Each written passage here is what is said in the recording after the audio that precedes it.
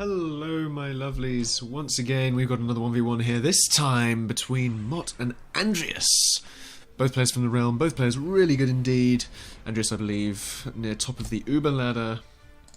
Mot is another prolific player I've known for a long time, and he can give Andreas a good run for his money. So, Mot in yellow on this Sauron map, I believe, made by Superhuman. Going bots first, P-Gen there following up. You got a nice bit of starting metal as well. Can expand in all sorts of different directions as we take a brief look around this planet here. There's the Eye of Sauron at this side. Lots of metal inside it, but only available by air entry. And there's lots of metal around the outside in sort of clusters that you can go and take and lock down, for instance, over here. Now, you've got Andreas on the north in purple, going vehicles first. So you've got a bit of a dichotomy there. Bots to vehicles. So, while bots have the mobility, vehicles will pack the punches and have the durability. Getting out a couple of vehicle fabbers there first, and they'll get a bunch of metal over time. I wouldn't be surprised if we see Andreas expanding out to the back to these 5 mechs and possibly round and down. What I did when I last played this map many weeks ago was I rushed out to grab these ones and put up a few turrets, and that really locked down those positions nicely and meant they were really difficult for my opponent to obtain them. There's a nice free bunch of 6 mechs in there as well.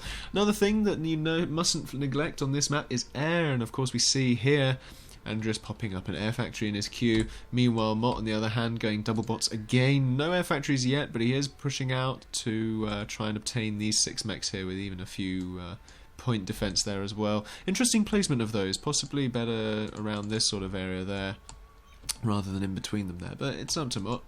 He has something cooking, and it's Mot, so he always has something cooking, and he's going for his air as well there, probably queuing up some more bot factories or even some P-gens there after. Looking around the back, still no rear expansion as of yet. Back to Andreas though, he's finishing the air factory. Will he get a scout out first? Indeed he will, with the Firefly there, and probably following up with some interceptors and or bombers. Possibly a bomber first? Maybe even an air fabricator to try and go and get into the Eye of Sauron on the other side of the map. Let's have a look. It's a fabricator. No, it's not. It's an interceptor. It's a hummingbird. Oof. Getting a few P-gens. I mean, look at all those P-gens. He's obviously getting all that power up ready to really pump out the vehicles and push out in a this-woodly direction. Also obtaining the mechs on this front bit. Scout going off from Andreas though. Let's have a look at what it can see from Andreas' point of view. He's seen where the commander is. He's seen double air factory, so he knows he needs to pop up another air factory into his composition. He doesn't see any fabricators expanding out the back yet though. Or did he? Let's have a quick gander at that. Did he see them? Yes he did, so he knows that he needs to go round the back and deal with that. Back into real time now though. He's run out of time to go and deal with the back stuff because the Goliath turret is up, so the only way he's going to raid that now is via land. Out the front again though, Mot pushing out with a few docks as he always likes to do. Something up with my processor, blimey. Getting a bit of processor lag, but hey ho. These tanks here will be able to defend against these docks pretty nicely indeed, with the range popping off early on indeed. Will he lose a tank? No, he won't. Almost lost an ant there, but Mot claiming different bits of land in various locations, which is nice to see. Ah, that's why it's doing that. It's my mouse scroll wheel. I see. Yeah, I need a new scroll wheel. This one's not very nice for casting. My apologies. I have a new mouse on order somewhere, I think. I don't know. I might do. Well, I'll have to check, but this one's not very comfortable. But looking in the economy tab though, Mot stalling on his power a little bit. Getting up vehicle factory transition as well.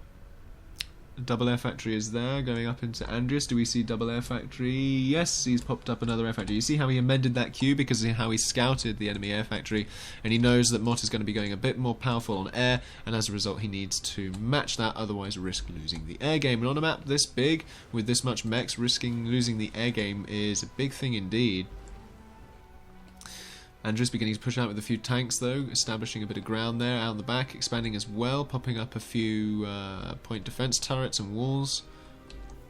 Almost reminds me of the gentleman's rules, but the bombers though will take down that fabricator before he manages to finish getting that up. Interceptor a little bit too late.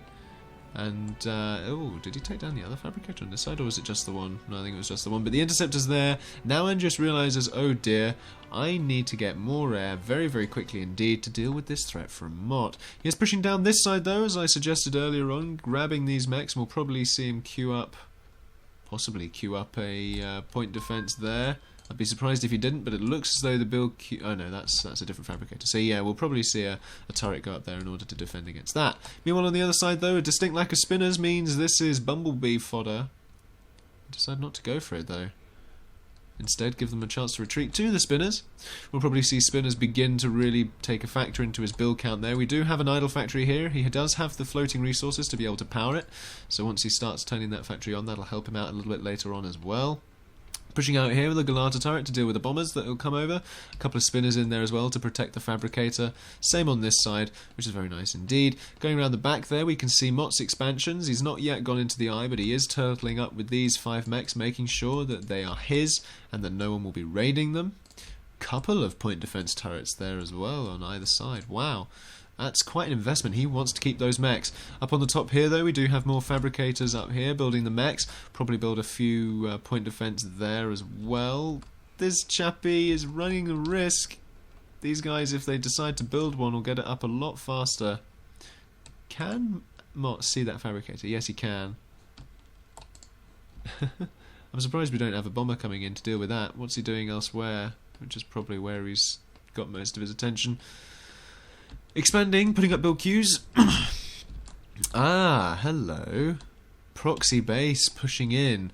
As long as he can support this, this could be a real danger. A real danger.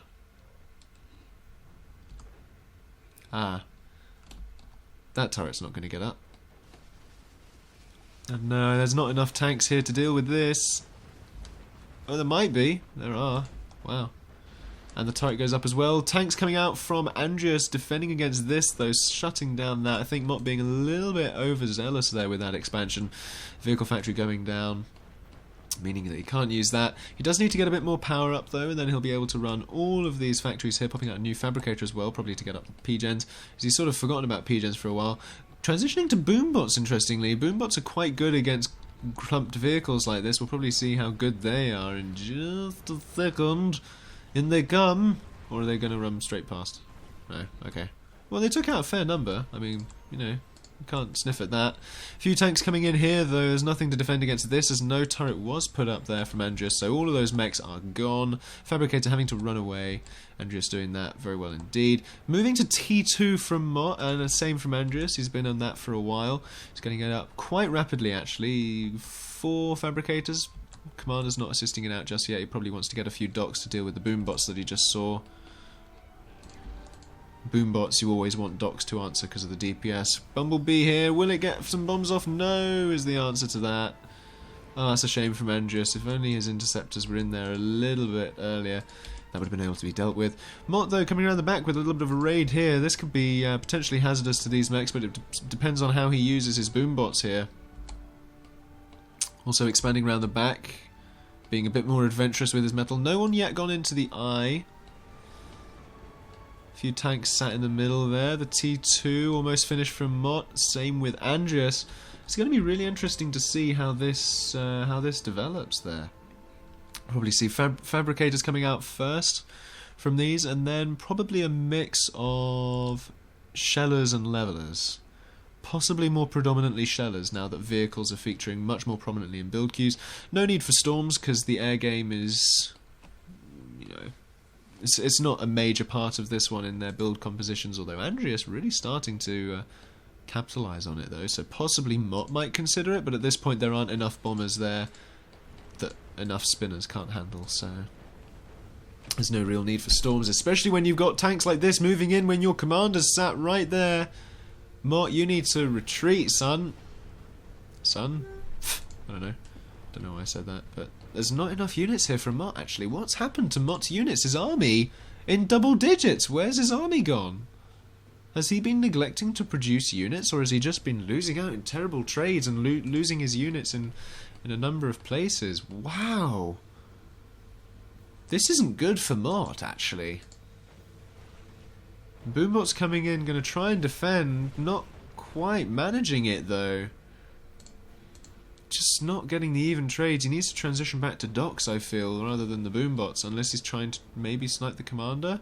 But where is the commander? He's in his base, so he's not going to get that. Levelers coming out from Andreas, and that's really going to compound this. Mot needs to get out this T2 army there. Andreas now beginning to capitalise on the air game advantage he has, though. Is he moving into more bombers from his air factories? Let's have a look. Not yet. He's still got the same sort of 4-to-1 ratio there for bombers. Bombers to interceptors, so, well, 4-to-1, 5-to-1, thereabouts. But Mot now losing a bit of his base and his factories, and his commanders imperiled by levelers. I think this is the end of the game right here. As the commander can't do anything against the levelers. Even an Uber Cannon don't scratch them. And down he goes. GG's. Very well played by Andreas. What happened to Mot's army? How did it disappear? Let's go back through the game, because he had a large tank army there. I think it was because he'd lost out to the air game. If we pop forward a couple more groups of 30 seconds. Yeah, he just lost out to the air game and didn't have any spinners to defend against bombers. And his tanks were just out in the wilderness, going on safari. And that's where his army count just disappeared. Wow.